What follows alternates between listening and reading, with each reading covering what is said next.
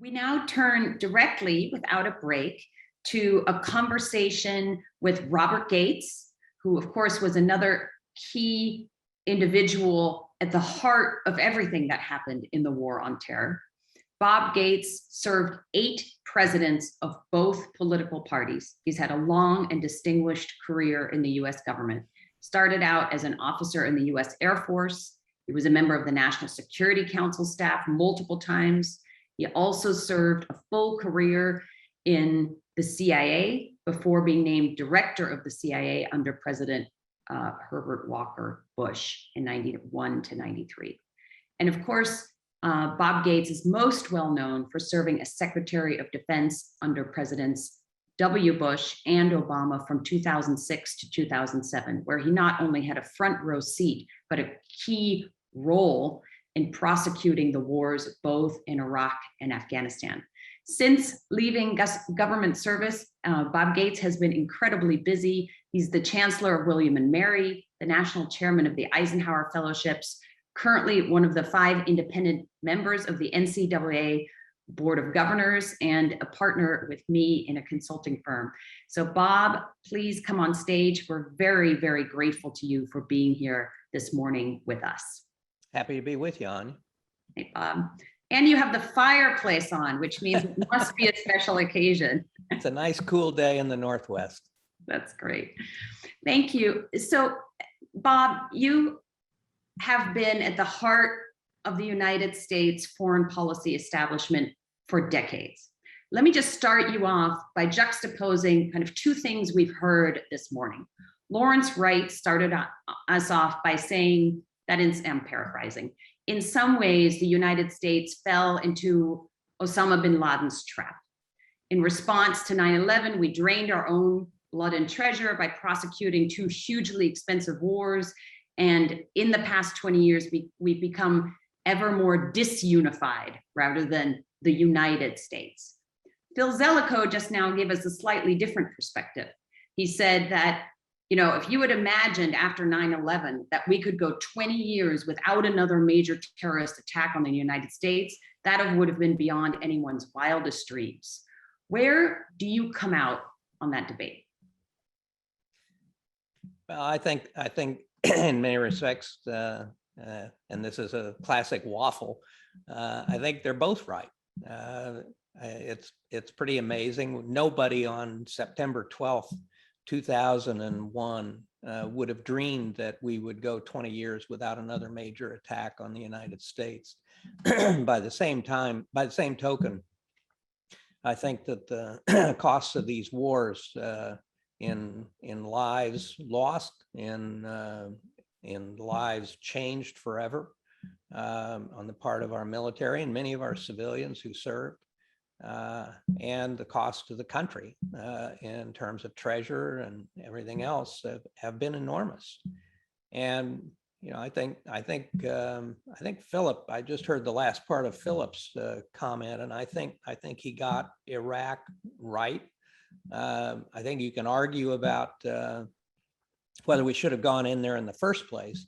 But I think one of the consequences of the surge, which really was the first thing that I was involved in when I became secretary under President Bush, did stabilize the situation in Iraq and bought the political leaders time to at least forge some kind of a government going forward. I mean, lots of problems. One of the consequences was giving Iran a lot of influence in Iraq, that one of those many unintended consequences. So it's a mixed picture, but at the same time, you basically have some measure of stability in Iraq now after the terrible events of 2014 and ISIS and so on. Afghanistan, a very different picture. Yeah, thank you. I'll turn to both of those conflicts in a minute, but let me just back up and try to go in chronological order. On September 11th, 2001 was frankly one of the few years when you weren't in government service. You were serving at Texas A&M University. Can I just ask you how you felt on that day? having committed so much of your life to public service before? Actually, I was on an airplane when the two planes hit the World Trade Towers. And I'll remember the rest of my life, the pilot coming on and saying, 2 planes have hit the World Trade Towers. Every aircraft in America is being grounded. And we ended up landing in Kansas City. And a lot of people went to the desk to get reticketed. And I felt, there's going to be no planes for a while if everything's grounded. So I went to the hotel desk and got a reservation at the hotel right there at the airport. And the thing that struck me was the sense of unity. Here were this hotel by that evening was completely full of obviously total strangers, and yet the camaraderie, the sense of oneness, and so on was just extraordinary. And I remember I had to get a rental car finally several days later when there was one available to drive to Denver to get a plane home. And I remember driving across Kansas, and Kansas is about as different from New York culturally, economically, every way you can imagine as you can be in this country. And yet I remember on all the signs, whether it's a Dairy Queen or a McDonald's or a local hardware store or something, their marquees outside, all were saying, we're all New Yorkers. And there was just a sense of extraordinary unity in the country. And I think a lot of us wondered, can this last? And sadly, it didn't. Right. It never does. My husband and I were actually flying home from our honeymoon, and we're grounded in Canada, and we're put up by some nice Canadian citizens for the 5 days that it took to eventually leave and go back to the US. So there was this beautiful moment of unity and also fear. So let me follow up with that. Robert Kagan wrote this beautiful piece recently that is titled, "It wasn't hubris that drove America in Afghanistan. It was fear." And if you can recreate the time really after 9/11 and why we went into Afghanistan, and with the view that policymakers had that then, do you think it was the right decision to go in? I think the decision to go into Afghanistan was absolutely the right decision in the fall of 2001. And I agree with Kagan that it was fear and the determination to root out Al-Qaeda and make sure that they couldn't attack us again that motivated that attack. I think it was also a measure of revenge and to avenge those who had been killed in America by going after those who had perpetrated the act. Where I think hubris came into the picture, Anja, was as time went along, our decision subsequent to the ouster of the Taliban that we could remake Afghanistan, that we could somehow put together a centralized functioning government. And in many ways, the exaggerated expectations were codified in the Bonn Agreement at the end of 2001. Where it talked about, establishing a new central bank. It talked about gender equity. It talked about getting rid of corruption. It laid out all of these remarkable aspirations that, as noble as they were in the context of Afghanistan and its history, were really quite unrealistic. So I think that Kagan is right that in the first, I believe, was a combination of fear and revenge, but also subsequently became hubris. And frankly, it was the hubris that got us into trouble in a lot of different places. And it really was with the end of the Cold War, we were in a position of singular power with a reach and a military, economic, and cultural power that no nation had had in history to the extent we did. And I think we felt we could remake the world. And we had our first 2 exercises of failed nation building in the Clinton administration in Somalia and in Haiti. both of which failed, and which contributed to George W. Bush running for office saying he wasn't going to get into nation building. We were not going to do nation building. And then after 9/11, the decision was made, well, we can't just leave this vacuum behind us. We have to leave something better behind us. And the same feeling in Iraq in 2003.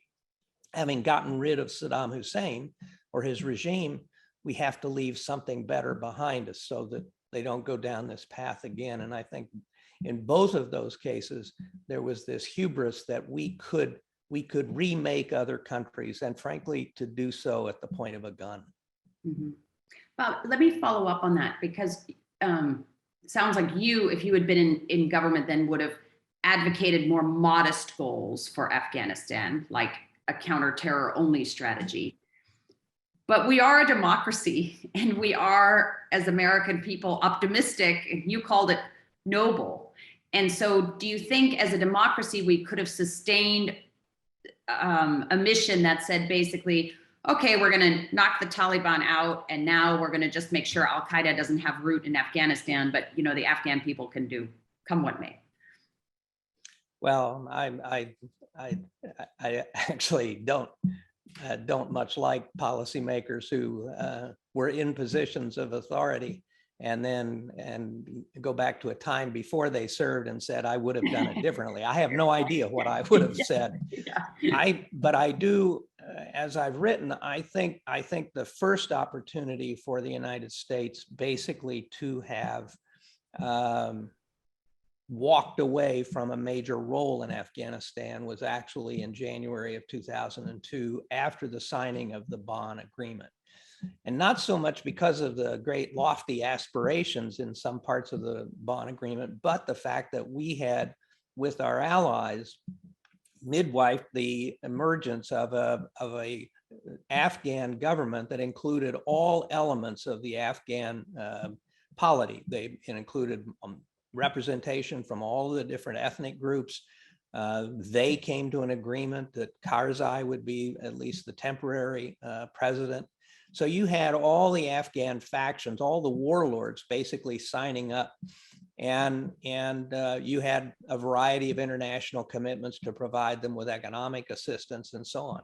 And it seems to me that that's the moment at which we could have said, now we'll let the Afghans sort it out by themselves, and that we can't fix Afghanistan. They will have to do this on their own. We'll give them all the help we can, non-military help, but they have to sort this out themselves. That's the first point at which we could have, I think, very much limited our engagement in Afghanistan. And people will point to various others after we killed Osama bin Laden and others, but I think I think we had unrealistic expectations, and I will say that from the very beginning, I felt that our ambitions were too great in Afghanistan. When President Bush interviewed me to become secretary at his ranch in November of 2006, I told him, one of the things that I told him was that I thought we now had to narrow our ambitions, our aspirations in Afghanistan. And I told President Obama the same thing. And when we had the big debate in the fall of 2009, I said, we cannot, we need to narrow our aspirations. And what we need to focus on is how do we weaken the Taliban and at the same time strengthen the Afghan security forces so that we can get out of there, but this Afghan security forces will have the capability to keep the Taliban at bay. And I said, that's it. We maybe focus on a couple of ministries in Kabul, defense, interior, maybe finance, a couple of others, but let's put the rest of this stuff aside and just focus on a much narrower mission. And in my view, that was the main purpose of the surge in Afghanistan. How can we beat down the Taliban to the point, and at the same time strengthen the Afghan forces so that that's our way out? Thank you. Were you supportive of I'm fast forwarding a little bit, and I want to back you up in a minute to talk about Iraq in 2006. But since we're on the surge in Afghanistan and the difficult decisions that President Obama and his team, including you, had to make in 2009 to 2010, were you a supporter of the surge in the way it was finally prosecuted and then in how it played out? Well, I would have to say yes, because I think, as I said, I think that the main purpose of it was how do you weaken the Taliban, and the truth is that the surge did have the effect of beating them back in both in Kandahar and in eastern Afghanistan, in Host province and elsewhere. I think that there's been a lot of criticism from some quarters of Obama with putting a timeline on how long the surge would last. What I told the troops, and frankly, that was the price of getting the surge. If we wanted to have additional troops in Afghanistan for the purposes that I described, I had to agree to Obama announcing at the same time that engagement would end in 2014. But I told the generals at the time, if we can't get and this was in 2009, so I said, if we can't get the Afghan National Security Forces to the point where they can handle the Taliban in 5 years, we probably never will. Mm-hmm. Right. Sorry, I think I may have missed your point just there, but did you agree with the president saying when the surge happened, hey, we're going to start drawing down and pulling out in 2011? Well, I would say that I did not like the idea of a specific deadline. I always opposed those, whether it was in Iraq or in Afghanistan, because it basically tells the other side how long you have to wait. But I signed up to it because that was clear. It was clear to me that President Obama would not agree to any substantial troop increase in Afghanistan without putting a timeline on it. Mm-hmm. Thank you. Now, President Biden was, of course, during those deliberations, the vice president. Can you say anything about his views at the time on how the Afghan war should be prosecuted? Well, there's a little selective memory going on here. The reality is, I think the impression has been conveyed that the vice president was arguing for a presence of 10 to 20,000 to basically carry out a counterterrorism mission. The truth is, the difference between the vice president and myself was that I was arguing, well, General McChrystal wanted 40,000 troops. The compromise position that I put in front of the president was 30,000 American troops, but then getting another 7,000 or 8,000 troops from our allies. The vice president really was arguing for not that big an increase, but an increase of 10 to 20,000, 10,000 for counterterrorism and 10,000 for training the Afghan security forces. But that was on top of the 68,000 we already had there. So given a lot of the back and forth over the last few weeks, the reality is the difference between what the vice president was proposing and what I was proposing was fundamentally about 10,000 troops. He was arguing for going up to maybe 88,000, and I was arguing closer to 100,000. And so, I think the differences as we argued them were sharper in the debate than they were in their effect and their reality. I've written subsequently that I bear some responsibility for this. I think had I been more willing to sit down and talk this through with the vice president, I think we were probably closer in terms of what we thought could be accomplished than the debate as it unfolded in the Situation Room, because we were both still talking about a significant addition to the number of troops in Afghanistan. Right. Thank you. Let me just back up for a second, because now, as historians analyze it, they analyze it one conflict at a time, but it looks much different when you're sitting in the seat and you're basically being handed the management of two wars simultaneously. When you came in as Secretary of Defense in late 2006, you inherited the Afghan war that we just talked about, we'll turn back to, and you also directed the troop surge in Iraq. And Philip and I talked about that a little bit.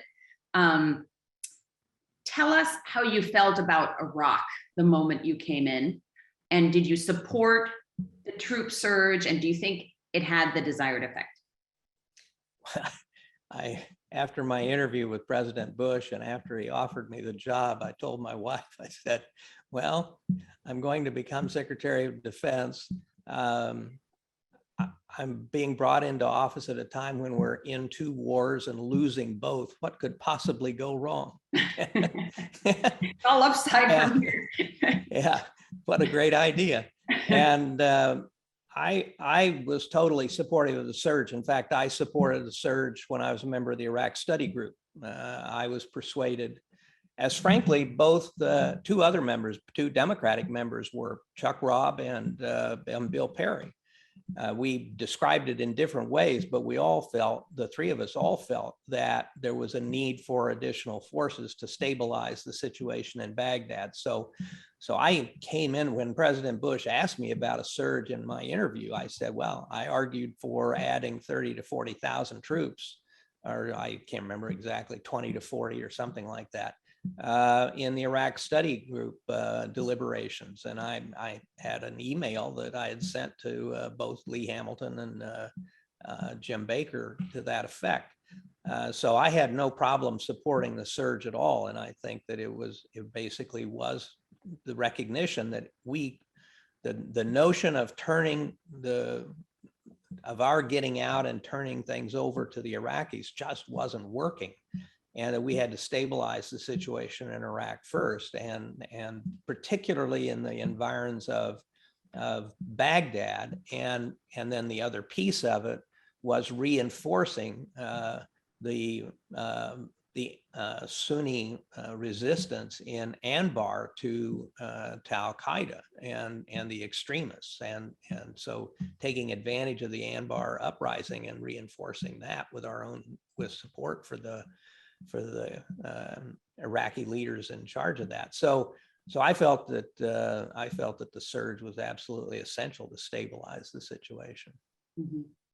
Thank you. Fast forwarding now to the Obama administration, where you, I think, were the only Secretary of Defense ever asked in our history to stay on to serve two presidents of different parties, which is very impressive. President Obama said publicly he was ambivalent about the Iraq war. He felt that we should focus more on Afghanistan. He talked publicly about how quickly we could get out of Iraq. And of course, then, you had the revolutions in Syria and elsewhere. You had the rise of the Islamic State. Say a little bit about that time period and what you were advocating and how you think we did in the Middle East during that time period from 2009 to 2012. Well, I think first of all, I would say where President Obama and I first parted ways was over Libya and the intervention in Libya. And I felt that was a mistake. As I said in the Situation Room, I'm already in the middle of two wars. Can we just finish those before you go looking for a third one? And then I felt that this was one of those areas where then the entire rest of the national security senior team were on the same page. We felt that the way that Obama reacted to the Arab Spring, particularly in Egypt, was a mistake. That by forcing Mubarak out so quickly, that we created an unstable situation. And the truth of the matter is, President listened to some junior members of his staff And whereas Secretary of State, Secretary of Defense, his vice president, his national security advisor, the chairman of the Joint Chiefs of Staff, and these chiefs of staff all thought that was the wrong thing to do. So I think, and then I left at the end of June 2011, and so Syria actually came after I left, and I felt there. Looking back on it, I probably, had I been there, probably would have supported the proposal from both Secretary Clinton and then CIA Director Dave Petraeus to provide a lot of clandestine aid to the Free Syrian Army and others. I think we had a narrow window in which we could have influenced the outcome in Syria, and it was fairly early on. But once the civil war really got underway, the decision to stay out, I thought, was the right decision. We didn't need to get in the middle of another war like that, and frankly, we just didn't have the resources. I felt that there were some mistakes that had some tactical mistakes that had strategic consequences. I felt that drawing the red line on the use of chemical weapons and then backing away from acting when the red line was crossed sent a terrible message, not only to the rest of the region, but to Moscow and Beijing and others. So I did have some issues with that, but the longer term, once we missed the opportunity early in the civil war in Syria in the late summer, fall of 2011, 2012, I thought the decision not to get further engaged was probably the right thing. The reality, though, on the part of the policies of both President Obama and President Trump, and now to a degree President Biden, is in turning our attention to China, which is totally legitimate, and I totally agree with it. But we have to understand that the Middle East continues to be an area of strategic importance. And what we are seeing is Russia and China coming in and filling the void behind us in the Middle East. The Russians now have a military relationship with Egypt for the first time since Henry Kissinger negotiated them out in 1973. Saudi Arabia and others are looking to Russia for military equipment. We all know about Turkey. So, and China is moving in terms of buying and leasing ports and has its first overseas naval base in Djibouti. So our decision, communicating the message that we are out of the Middle East, which frankly is the message that 3 presidents have been sending, I think has created a strategic problem for us longer term in the context of the contest with both Russia and China. That makes sense. And of course, we're not out of the Middle East. We have bases in Bahrain and Qatar, elsewhere. Exactly. I mean, there is an interesting contrast between the reality of our military presence in Al Udeid and in Bahrain and elsewhere, and our military relationships with a lot of these countries. And frankly, we still have bases in Turkey. But the political message that's being conveyed is one that we're not much interested. And so, Bob, if you think we're leaving a void that others are filling, but we're there militarily and we don't want to overcommit, what would you suggest we do to fill the void? Well, I think the void is in the political communication, it seems to me. We've been sending the message that we're going to turn our attention to China, and that's going to be the focus of everything we do going forward in terms of foreign policy and our military developments and so on.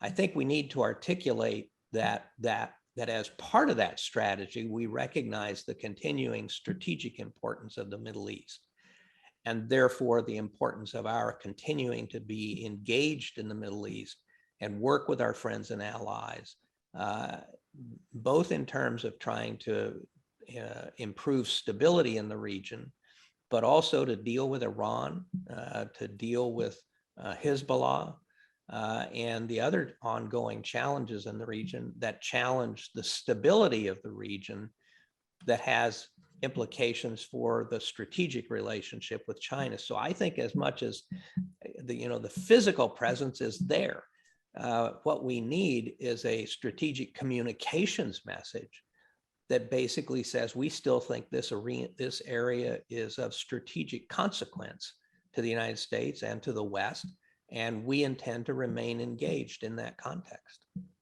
Thank you.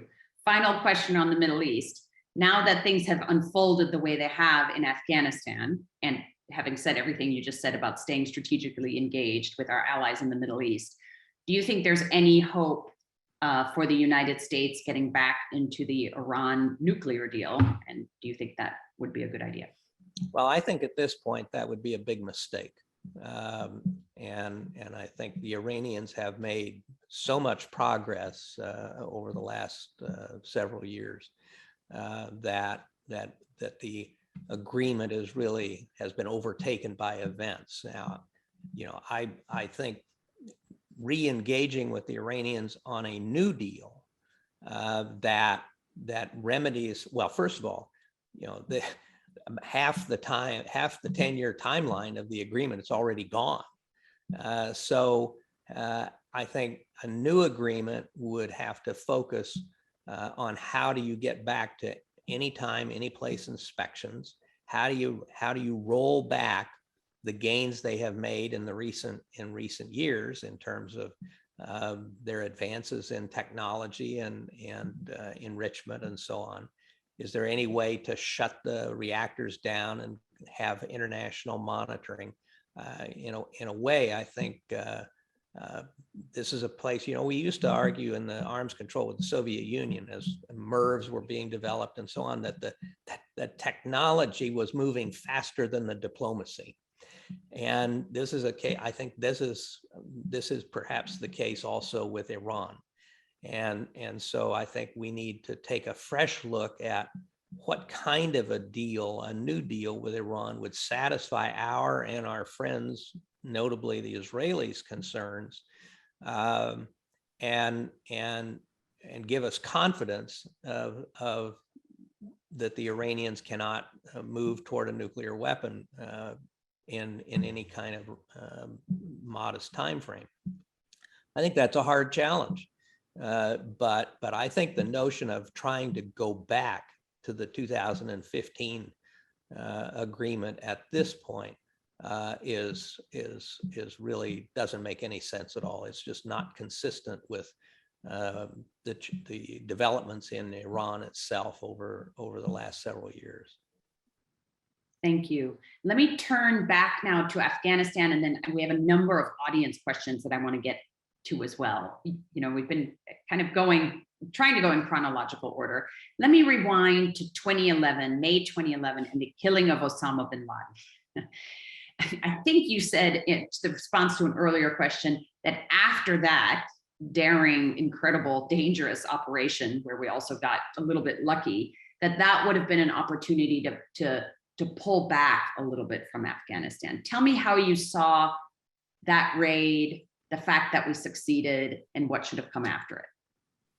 Well, I first of all, I think that I was basically saying that's one point at which a lot of people say, well, after we got bin Laden, the whole reason for being in Afghanistan had sort of goes away, because we went in there because of we went in the first place because of bin Laden and the attacks on the World Trade Center or on the United States. I'm not sure how that would have worked. We were right, in 2011, we still had a lot of troops in Afghanistan, but I can see an argument that at that point you could begin to say, well, first of all, we already knew we were going to begin drawing down because of the timelines that President Obama had put in place.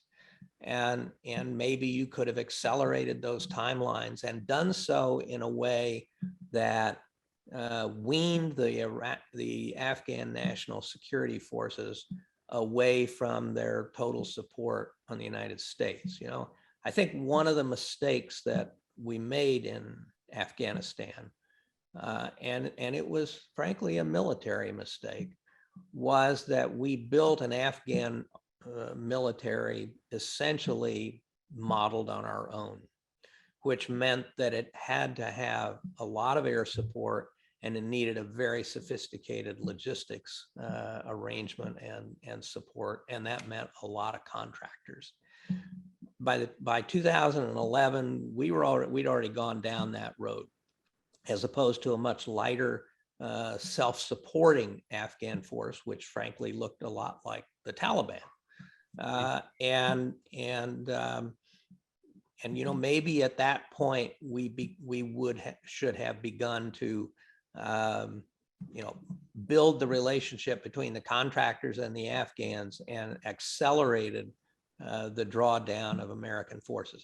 This is all very hypothetical, so I don't know whether it would have worked, and I don't know what the implications of all of that would have been.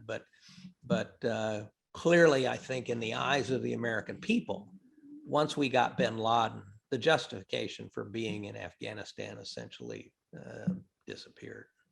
Right. Thank you. Let me now go to some audience questions, and I'll combine this first one with actually the last question I had for you.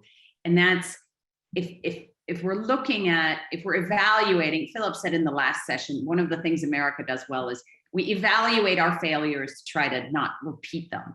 So if you look at what's happened in the last few months with a dramatically accelerated takeover of Afghanistan by the Taliban, faster, I think, than most people were expecting. And you juxtapose that against the $70–80 billion a year we appropriate for the intelligence community.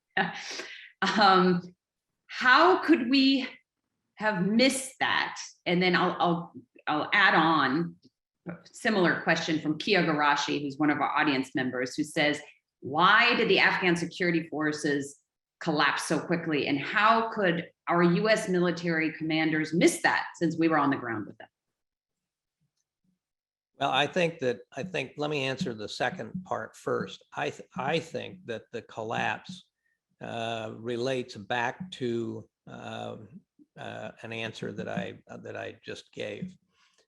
And that is, we created an Afghan force that was very dependent on American or on contractors to support their Air Force, to manage their logistics, and so on.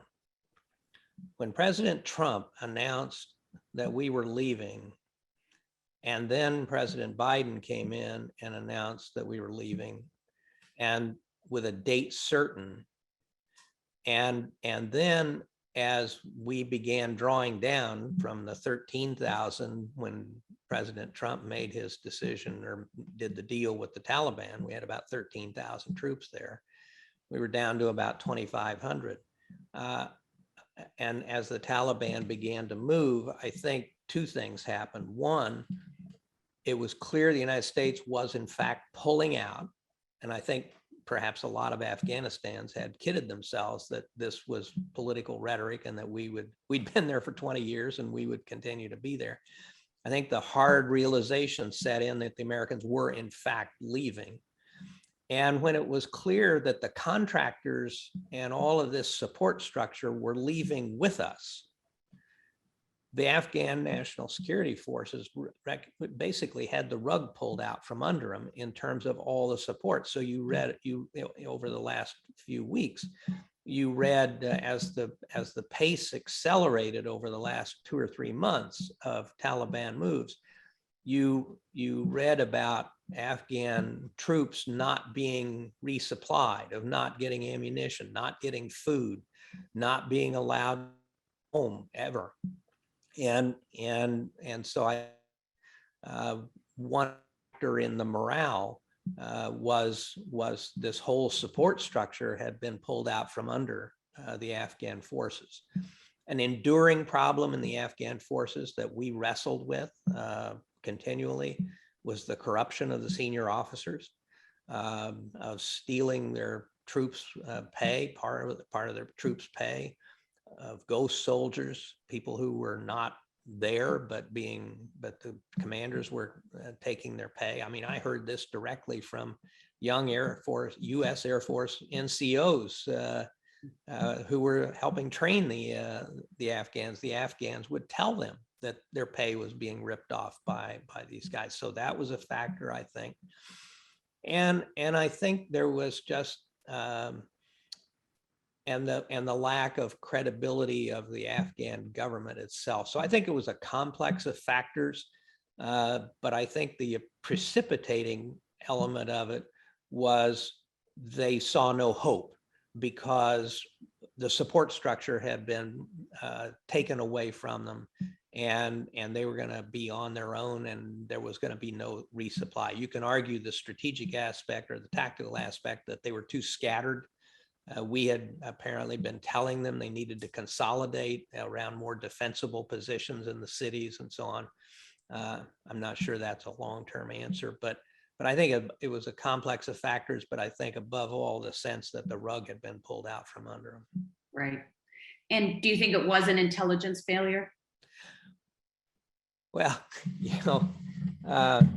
every time there's a policy failure, it somehow morphs into an intelligence failure. Right. And I joined CIA in 1966, and let's just say I saw this on more than one occasion.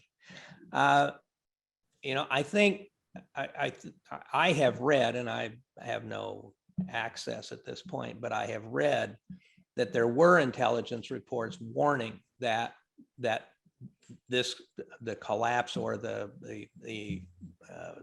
momentum of the Taliban could move a lot faster than people were saying, and that there were voices in the intelligence community saying this could go very fast.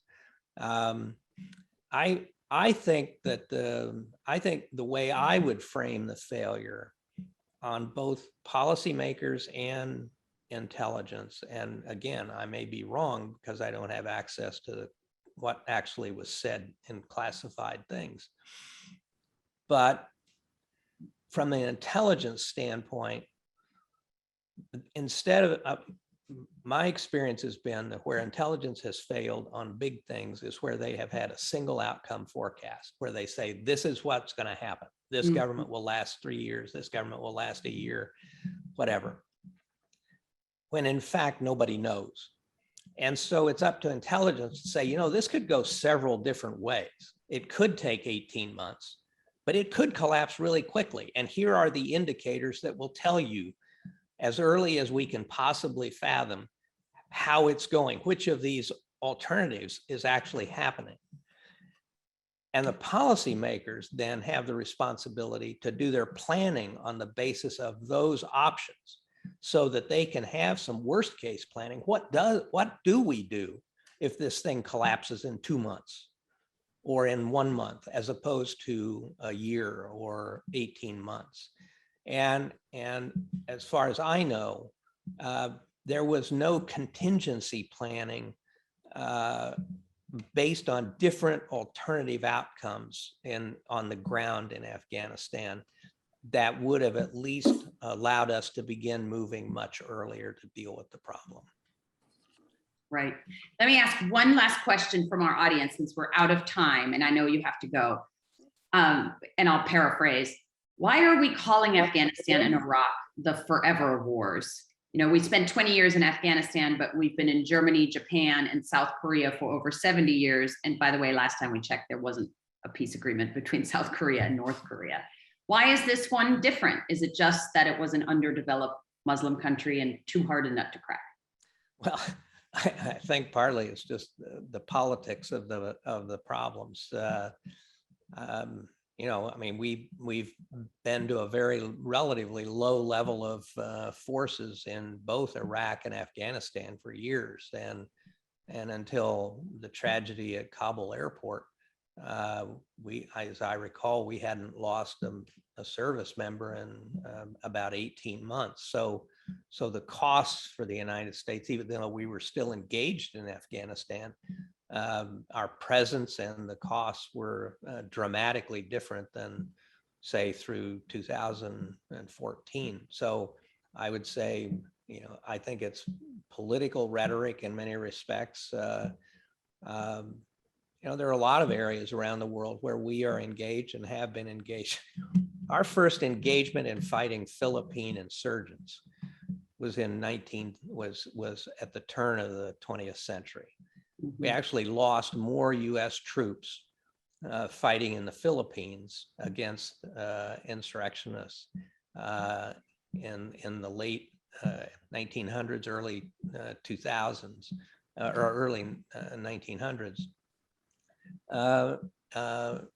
And then we lost in both Iraq and Afghanistan almost by an order of magnitude. Wow. And we still are in the Philippines a century and 120 years later, still helping them fight insurrectionists. Now, if that's not a forever war, I'm not quite sure what is. So I think a lot of it has to do with political rhetoric. Right. That's a good note to end on. Thank you so much for being with us. Thank you so much. The country is incredibly lucky to have had your dedication and wisdom and Kansas good common sense for so long. So thank you for everything, Bob. Thanks, Anja.